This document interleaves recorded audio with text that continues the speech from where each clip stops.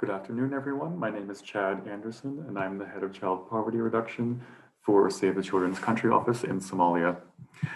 We just heard a little bit about the STRIP project, so we're going to dig into that in a bit more detail and look specifically at how we use that project to build foundations for resilience through investing in systems to support safety nets. Excellent. So here you can see the locations highlighted in red, which we selected and targeted throughout the country. These locations were selected primarily based on IPC classification because the project is designed specifically to respond to drought crisis. And they were selected based on accessibility and also based on consultations with local authorities, district authorities, and federal level authorities. So the project was quite large. We reached more than 47,000 households with food vouchers that were unconditional, more than 3,000 with food vouchers that were conditional, more than 100,000 with water-based, with water trucking, and 9,000 pastoral households with fodder vouchers. We also provided cholera kits and hygiene kits to a large number of households. And the project also included capacity building planning and delivery for the Ministry of Humanitarian Affairs and Disaster Management. So for the purpose of this session, we're going to focus mostly on the food assistance. You can see here that we distributed almost 25,000 metric tons of food. That's actually just under 500,000, so 500,000 50 kg bags of food. So quite a massive operation had to be carried out in 3 rounds. That included rice, maize flour, cowpeas, and vegetable oil. And you can see here in the first round, second round, and third round, the number of households that were reached. So obviously it was a large operation. So we needed pretty innovative systems to be able to support reaching this number of households within a time period that was acceptable and in reflecting the urgency of the response. So we worked together with the SQUID platform to develop, to use smart cards basically for each beneficiary, which were created through a system supported by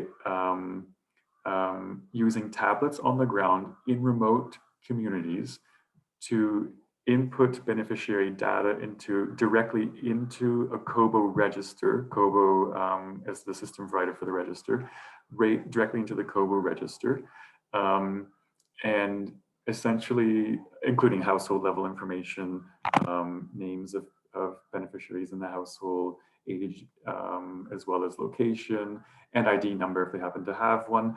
The system then generated a unique identification number, which was then stored on the smart card along with the rest of the beneficiary's information, including their photo, in which case then the beneficiary could take the smart card to a vendor. The vendor would also have a tablet where they would just basically sort of place the smart card onto the tablet. The tablet would then read, so the SQUID platform would then read the smart card and see exactly how much food allotment was on the smart card, while also being able to verify that the beneficiary presenting the smart card was the one whom the smart card was registered to. The beneficiary would then have to put in a unique PIN number into the tablet itself to be able to then sort of like unlock the system so that everything could be seen. On that system, sort of like you'd see with like a credit card, you could then see the allotment and transaction history between the beneficiary and any vendor actually, because a variety of vendors were used. So a vendor could therefore see how many kgs of the allotment had been used up already, how much was left, etc. And then the beneficiary could demand how much of the allotment they were requesting at that time. So you can see that the system was also flexible in a way that beneficiaries could select and really request how much of their food distribution allotment they were requesting at that time so that they could take home fresh food, use that up before going back to the vendor and getting more fresh food. This allowed us to also avoid spoilage, which can be a very negative outcome of large-scale food distributions. You can also see that we used a WhatsApp group during registration specifically, where we had the IT team, both at Save the Children and at Squid, online for live support during beneficiary registration. This actually worked quite well because it allowed us to troubleshoot and fix problems on the ground as we encountered them. Excellent. So you can see at the bottom of the screen that 98% of the households were actually very satisfied with the food registration and transfer process. So the impact of these food transfers was quite high. 99% of families interviewed agreed that the food distributed served their immediate needs. 75% of those who collected food distribution were mainly women, and they said that it increased their household food security. 22% reduction in lack of food for children in Somaliland areas. It was 39% in South Central, it was 11%. And in Puntland, it was, oh, sorry, I got a little bit wrong. There was, sorry, a 22% reduction in lack of food for children in Somaliland, 39% in southern states, and 11% in Puntland. So these are quite significant for a program of this size. We also saw a decrease in the number of households with poor consumption scores, poor food consumption scores, which decreased from 66% to 8%. And we also increased the number of households with acceptable food consumption scores from 13% to 78%. Household dietary diversity also increased from 3.3 to 5.4. This is generally meaning that they went from consuming 3 food groups to 5 food groups on average. And households with severe hunger reduced from 11% to 2%. But beyond that, I mean, of course, these impacts on access to nutrition, food security, and survival are indeed very, very important.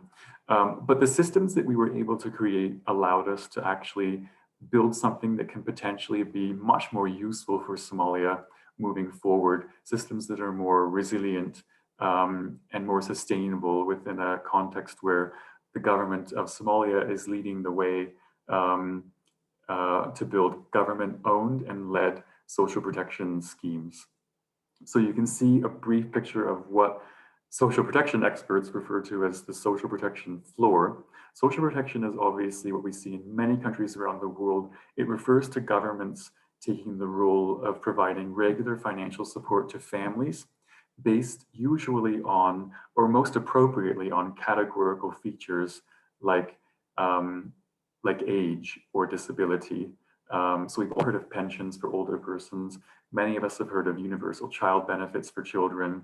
And of course, many of us also have access to income security for working age persons. If we become unemployed, we may receive some sort of support from our government during that time.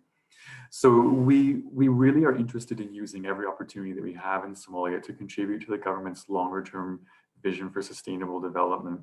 These e-vouchers really are just the face of a very robust system, as I was explaining, that can contribute to quite a lot of piloting and learning.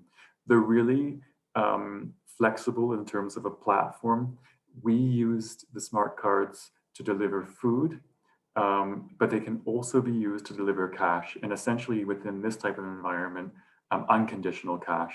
So in terms of overcoming some of the challenges that we face in Somalia, where verification can be a challenge and where identity can be a challenge because there's no specific national ID system, these smart cards, while they didn't actually include biometric data, which is not always reliable, they were linked with, as I said, a PIN number, and as well as a photo that was stored in the system, but not necessarily visible on the card, but can be visible on the tablet at the time of withdrawing one's food allotment, or claiming one's food allotment, I should say.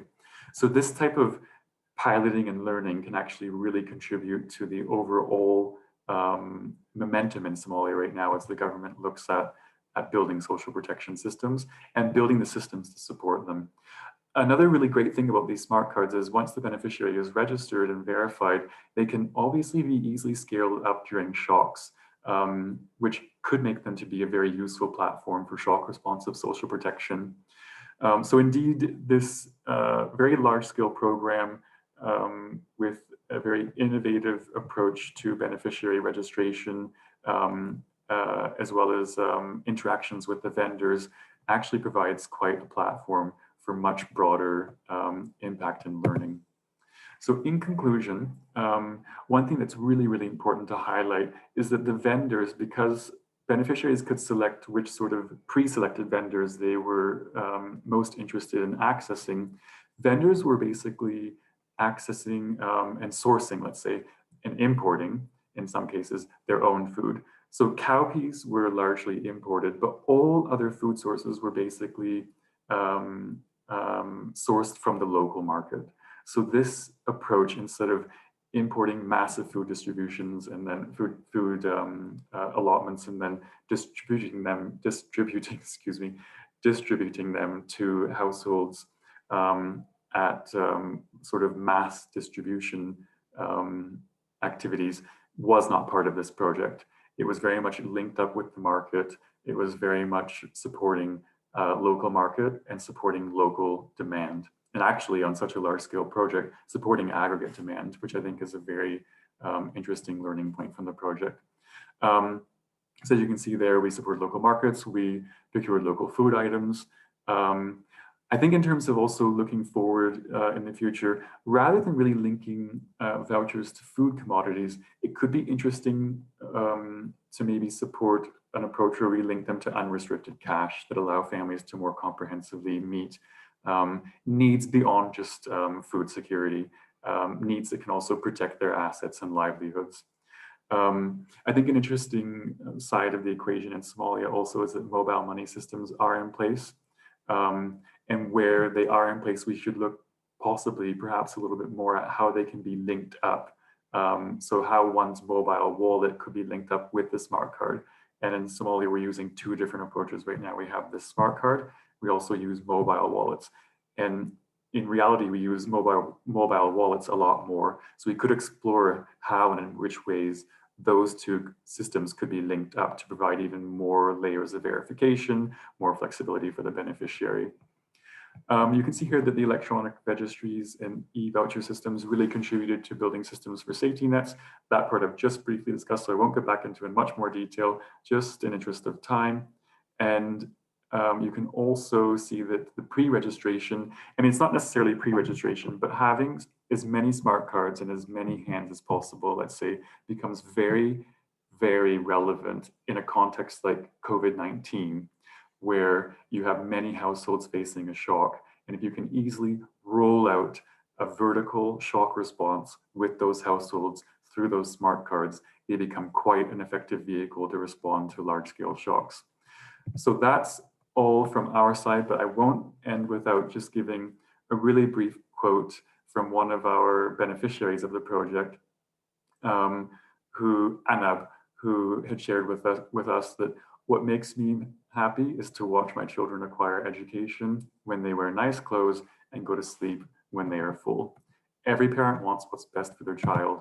And so Save the Children was really, really pleased to be able to support Somali men, women, girls, and boys through this very large-scale program and get nutrition into the households that needed it most, when they needed it most.